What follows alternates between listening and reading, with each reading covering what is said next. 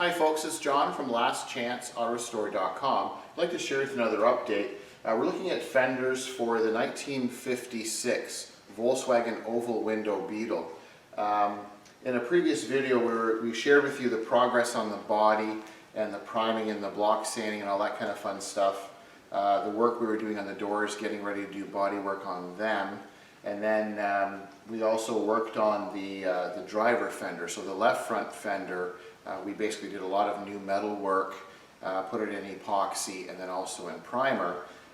So now that the rear fenders are done, the driver's fender's done, we changed our focus or looked at this passenger front fender.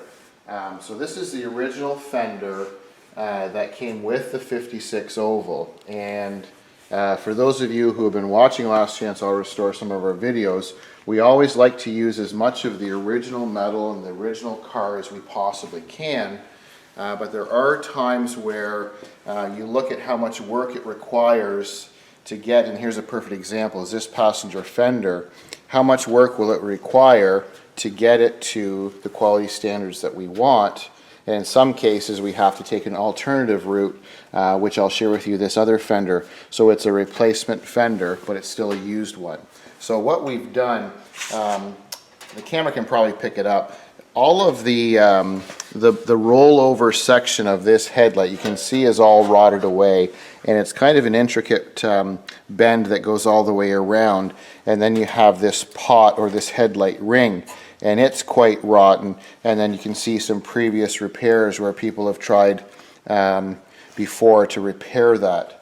And then we have our little marker signal light area, and it's quite corroded. And then if I flip this over, you can probably, I think the camera can probably pick it up. So you can see they basically just patched over top of rotten steel, and you can see there's a lot of angles and different sections to it, and then it's all rotted away in behind.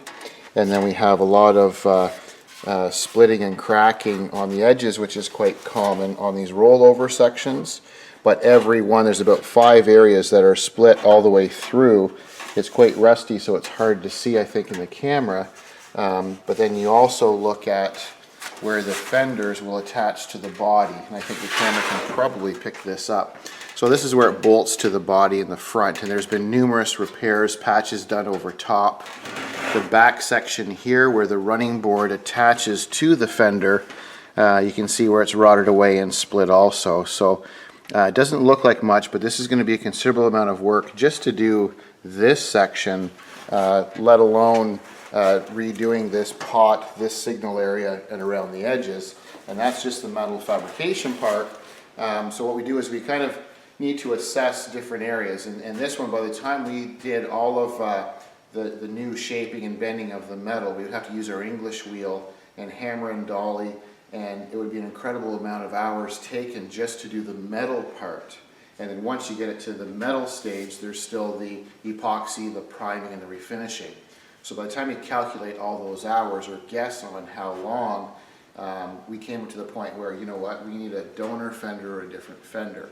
So we're going to set this fender aside, this nice rusty one. And then what we've done, which not too many people are aware of, we've taken a fender. So taken a fender, a client had a parts car or a donor car, but newer.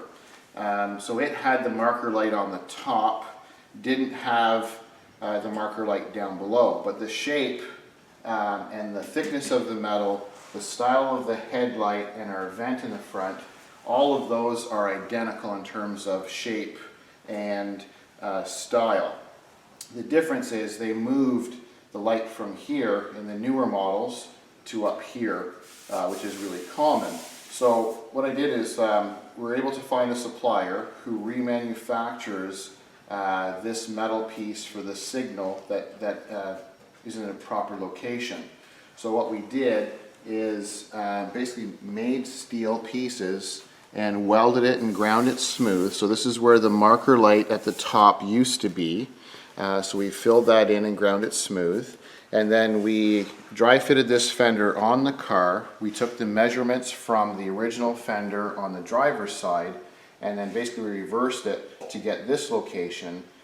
We also compared the original fender We got all the measurements, we made a template, and then what we did is basically drilled a hole or cut a hole out for this new piece, set it in, welded it in, and then ground everything smooth.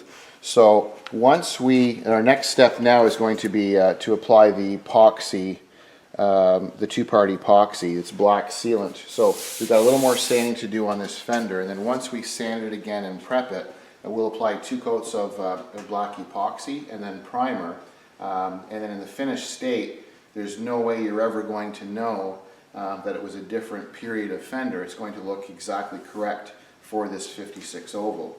So there's quite a bit of work. We did this section, this area. There was some rusted out areas in this front area where we basically cut the piece out, made a new piece, welded it in and ground it smooth. And then there was some damage on the top here. There was a crease, and we heated it up, hammer and dollied it, and we have it so it's almost undetectable in terms of area there. And I think, oh yes, and then down here, the camera can pick it up. So here is a common area that it rusts, so we basically cut that section out, made a new piece, welded it in. So we still have some grinding and cleaning to do in that area, and you can see the bottom side here, we're still going to need to sandblast this. You can see there's another repair area here. So we had some fine little pinholes that were starting, so then we basically just cut that bad piece out, welded a new piece in. It's the correct gauge of metal, and then we marked and drilled the appropriate hole. So then, and here's the bottom side where you can see where the marker light at the top of the fender used to be, and then we'll grind that all smooth, and then it'll be undetectable also. So it's turning out quite nicely. Still quite a bit of work to do on it, but to take a fender that's that rough or in that rough condition to this makes a lot more sense in my opinion. So just a quick update. This is the passenger front fender for the 56 Volkswagen Oval Beetle window. And thank you for watching. I'm John from lastchanceau.com.